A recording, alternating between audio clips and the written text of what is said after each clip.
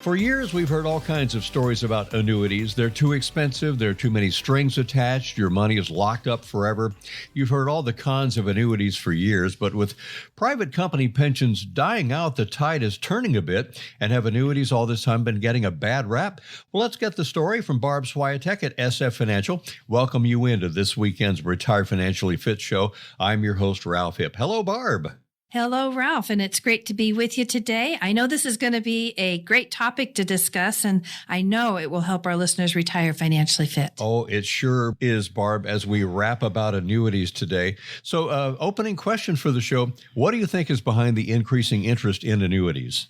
Well, I see that consumers have been hit from all sides the past few years, and I'm a consumer too, and we're looking for ways to help preserve what we've saved. We have concerns about the stock and bond markets because they've shown us that they're unpredictable. We have recession concerns, and keep in mind, that's not just for the present, but what about over the next 20 to 30 years? And we have to deal with inflation over that time period as well. And then when we throw in taxes to the mix, and especially higher taxes, we're looking for options. And I think that's why the annuities are coming up in our discussions. Barb, can you also talk about the difference between what is considered protected income, something like a pension or annuity, and what's called the maybe money, the non-guaranteed income when it comes to our retirement money? I can. So let me ask you a question, Ralph. What is the one thing that you absolutely need to be able to retire? Well, gosh, I mean, they always say to go with that first instinct, your first answer, I'd say income. Yes. I mean, when you're working, you get a check for the work that you do. Maybe you get paid weekly or maybe every couple of weeks. But the point is you get paid, and this is called income. And this is how you pay the bills. It's what gives you your lifestyle. However, when you stop working, the paycheck stops as well. So what sources of income will you have coming in once you stop working? And for some, they'll have a pension. And this could be a corporate pension, a government pension such as PARA, or possibly a state or federal pension. This is an income source that comes in every month, usually for the rest of your life. And we call these protected income sources. And you may also have Social Security. And this is a form of a pension. And it's an income source that pays for the rest of your life. And it too is called protected income. But the money that we've saved in our 401k, TSP, 457, IRA, Roth, that's where you're going to take distributions or withdrawals to bridge the gap from your monthly cash flow needs for your lifestyle and what's coming in from those protected income sources. So, Ralph, for just simple math, let's say you have a monthly cash flow need of $5,000 a month, and you have a pension coming in of $2,000 a month, and Social Security of $2,000 a month. That means we have a gap of $1,000 a month. So that's going to need to come out of those retirement savings. So your retirement savings is a bucket of money that you can withdraw from, but it's not a protected income source. And when the balance reaches zero, then it can't provide for you anymore. So those are some big differences for us to understand.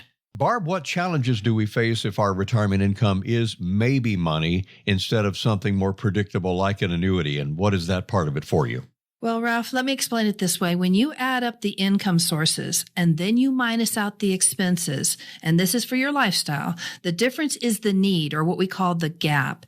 And that gap is usually filled with withdrawals from our retirement savings. And the problem is that over time, with everything costing more, which is inflation, increasing taxes, RMDs, higher healthcare costs, long-term care costs, and living longer, those retirement accounts can be depleted. And this is where annuities can come in. You can turn a portion of your retirement savings into a guaranteed lifetime income. Or another way to put it is you can create your very own private pension that will last your lifetime, even if the account value were to reach zero. Barb, also, could simply owning an annuity, if we decide to go that route, be what you mean when you talk about having a retirement income plan? Can they generally be considered the same thing? Actually, no, Ralph. An annuity is like a bond, a stock, a CD. They're a tool. A plan is the blueprint. The blueprint gives you the vision for what you want built. Then it's up to you to use the right tool to complete the job. And I don't know about you, Ralph, but I wouldn't be able to build a home from the ground up. I'd need to hire a contractor contractor who would oversee the job and get the right professionals to complete each stage of the job to get us to the end results that we're looking for. Absolutely. So when we build a retirement plan for our clients, which is that financial endurance plan, this is the blueprint for their retirement. And it's meant to help our clients endure the many years of retirement. And we're going to need a different tool to get the results that we're looking for. For example, Ralph, you wouldn't use a hammer to put a screw in place, nor would you use a saw to drive a nail. There are 5 key areas of retirement planning. And the first area is income. The second area is investments, tax planning. The fourth area is health and long-term care. And the fifth area is estate and legacy planning. If we don't have all 5 areas in place, we risk future problems. So having a well-stocked tool chest is helpful in getting the job done, but knowing how to use the tool is even more important. Sure is. And good analogy there, Barb. You've got to have the right tool for the right job, and that includes our financial planning and our retirement planning for income. Mm-hmm. How do we find that right balance, Barb, between protection and growth with our retirement money? Hanging on to what we have, or maybe putting a little risk in the element there and letting it grow a bit? And that's a great question, Ralph. And it will be different for each family that we deal with. And that's why we start with a strategy session. We ask a lot of questions. We determine where you are right now and where you want to be next year, or even 10 to 20 years down the road. See if your current retirement plan is going to get you where you want to go. See if there's anything that I could do to help you. And if we determine that I can help you, then we're going to put together a financial endurance plan that's been personalized for you. And it will give you the balance, that you need between protection and growth. And it's going to be a plan to help you retire financially fit and eliminate the concerns of running out of money before you run out of life. Well, if we are considering an annuity or putting our money in any retirement planning vehicle, how do we get a second opinion on that, Barb? So they called you. Okay, I've called Barb at SF Financial, and you may be the first or you might be the second opinion. That is true. Yeah. So, you've had a lot of that happen. Yes, I have. But I want folks to listen very carefully.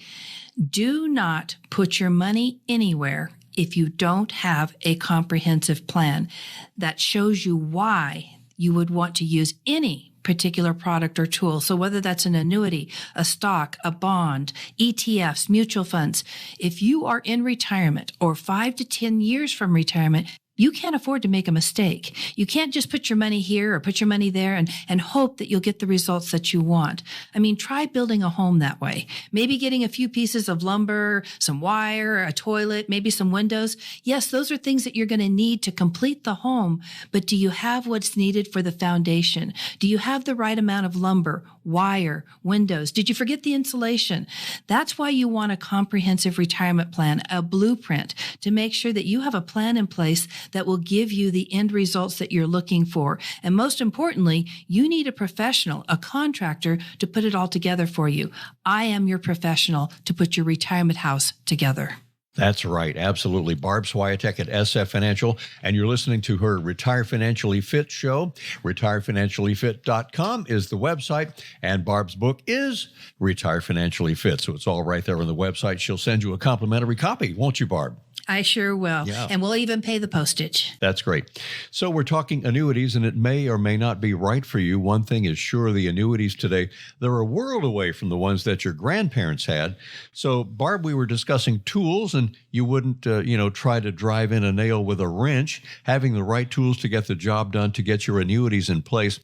And can you talk about also how the income tools have changed over the decades? And you're right, Ralph, they have changed. And in my opinion, absolutely for the best.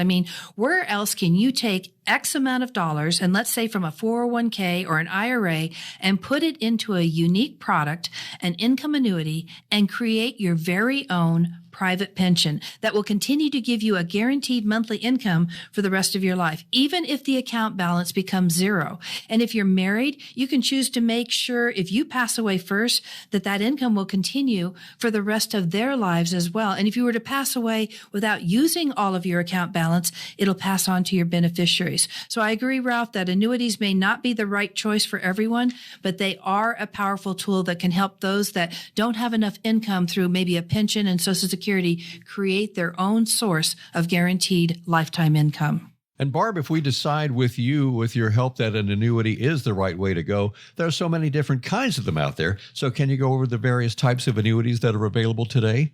So, Ralph, we have immediate annuities, and this type of annuity will really give you a monthly income starting right now. So you put in X amount of dollars and it'll give you a monthly income for agreed upon amount of time. There's also deferred annuities. And here you put your money into something either all at once or maybe over a period of time. And at some point in the future, you're going to start an income stream. There's also fixed indexed annuities. And these are where you, if the index is down, you're not going to lose any of your principal, and you'll get a portion of what the gains were when the market goes up. Your variable annuities are for investors that are willing to take a little bit more risk, and the account value will fluctuate based on the performance of the sub-accounts. And also what I notice with these is a lot of times there's quite a bit of fees that are associated with these. So there are different annuities. Finding the right annuity for the job is very, very important.